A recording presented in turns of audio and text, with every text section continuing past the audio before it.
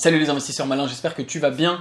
Je m'appelle Gabriel Jarosson, aujourd'hui je voudrais te parler d'une erreur que commettent beaucoup d'investisseurs que j'ai vus ces derniers temps, notamment bien sûr des investissements qui ne font pas face à cette situation de crise. On parle de tout ça ensemble avant de commencer bien sûr. Si c'est ta première fois ici, clique sur le bouton s'abonner juste en dessous pour t'abonner à la chaîne YouTube Léonis, ne rater aucune vidéo et rejoindre plusieurs dizaines de milliers d'investisseurs malins.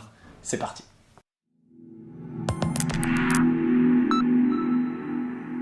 Malheureusement, je constate que beaucoup d'investissements sont au point mort pour beaucoup d'investisseurs français. La raison, elle est extrêmement simple. Les Français ont une passion dans l'investissement, tu le sais, j'en parle souvent, c'est l'immobilier. Et l'immobilier en soi, c'est un investissement très bien, très intéressant, j'en fais moi-même. Mais le problème, si je puis dire, c'est que la majorité des investisseurs n'investissent que dans l'immobilier, ou quasiment que dans l'immobilier, et ne font rien d'autre, ils ne sont pas diversifiés. Ça pose un certain nombre de problèmes pour deux raisons principales que j'ai vues émerger ces dernières semaines.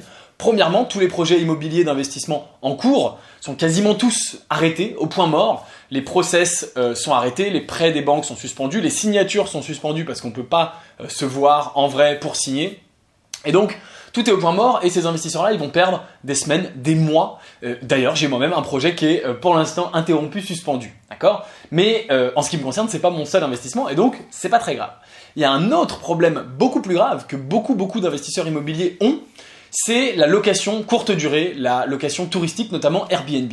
Il y a de très nombreux investisseurs, c'est pas le cas de tout le monde heureusement, mais il y a de très nombreux investisseurs qui se sont tournés vers cette méthode pour gagner de l'argent parce que, tu le sais, ça peut être plus rentable, on loue plus à la nuit qu'au mois et donc si tu as un appartement avec de la location touristique, du Airbnb, en général ça peut te rapporter plus. L'inconvénient, et c'est ce que je vois partout en ce moment, c'est que, en ce moment, pendant la crise, puisque le tourisme, les voyages, etc. sont à l'arrêt, ces appartements, ces investissements ne rapportent rien.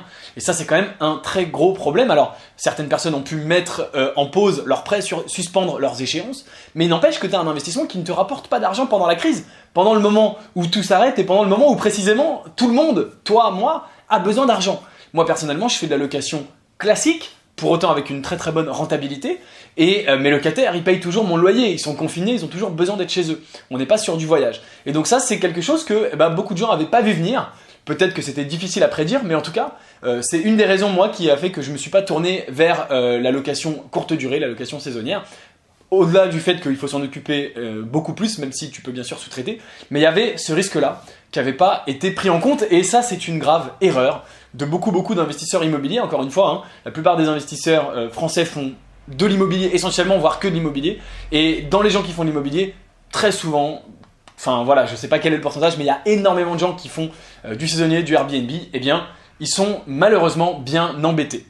Alors, ça c'était l'analyse de l'erreur classique. Maintenant, quelle est la solution ? Écoute, comme d'habitude, si tu te réveilles entre guillemets maintenant, il est bien sûr un peu tard. Pour autant, il faut pas, peut-être que tu profiteras pas de la crise actuelle, mais c'est pas une raison. Peut-être que c'est simplement ce qu'on appelle le wake-up call, la sonnette d'alarme, pour mettre en place des nouveaux investissements sur le long terme qui te rapporteront dans longtemps, peut-être pas maintenant, et qui peut-être lors de la prochaine crise, dans 5 ans, 10 ans, 20 ans, te permettront d'être mieux préparé.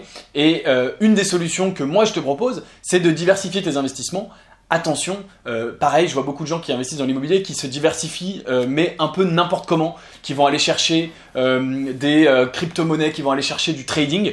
C'est des choses dont je ne suis pas forcément ultra fan. J'ai un petit portefeuille de crypto-monnaies et je pense que c'est tout à fait intéressant sur le long terme. Le trading, je suis fondamentalement contre. J'ai fait une vidéo récemment pour expliquer ça, tu peux aller la regarder. Moi, ce que je te propose comme solution, c'est d'investir dans l'économie réelle. L'économie réelle, c'est les entreprises. Et notamment, je te propose d'investir dans la bourse et dans les startups.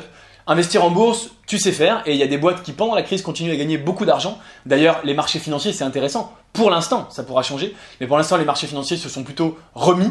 Et ça va mieux, alors que l'immobilier est complètement encore à l'arrêt. Et puis, les startups, évidemment, quand on les choisit bien, ça peut rapporter énormément d'argent, comme tu le sais. Et notamment, comme il n'y a pas de cotation de valorisation en temps réel des parts des startups, de la valorisation des actions que tu possèdes dans les startups, il n'y a pas eu d'effondrement suite à la crise.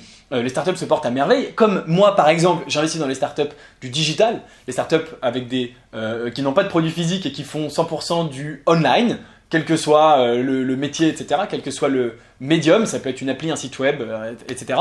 Eh bien, c'est des boîtes qui, en ce moment, pendant la crise, se portent bien, voire très bien, et qui savent résister à ça. On n'est pas sur du physique, j'ai rien contre le physique, encore une fois, les Français adorent la pierre, et ce qu'on peut toucher, c'est plus facile à appréhender pour eux et plus concret. Pour autant, il y a d'énormes avantages au digital, et notamment les startups du digital qui se portent très bien en ce moment. D'ailleurs, il se trouve que dans le club privé Léonis Investissement, on a fait plusieurs investissements dans des startups vraiment spécialement intéressantes par rapport à la crise actuelle. Et c'est des investissements, bien sûr, comme d'habitude dans la Silicon Valley, à très fort potentiel. Si tu veux en faire partie et investir avec nous, tu peux rejoindre le club. Il n'est pas ouvert à tous, il y a certaines conditions pour rentrer. Si tu veux savoir ce que c'est, je te donne rendez-vous dans le lien dans la description, club privé. Et tu verras tout ça extrêmement simple. Je serai bien sûr ravi de t'accueillir si tu le souhaites. Voilà, dis-moi ce que tu en penses. Est-ce que tu as fait cette erreur?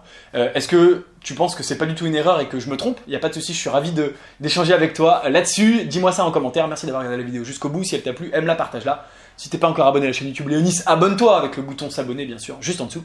Moi, je te dis à très bientôt pour une prochaine vidéo. Ciao!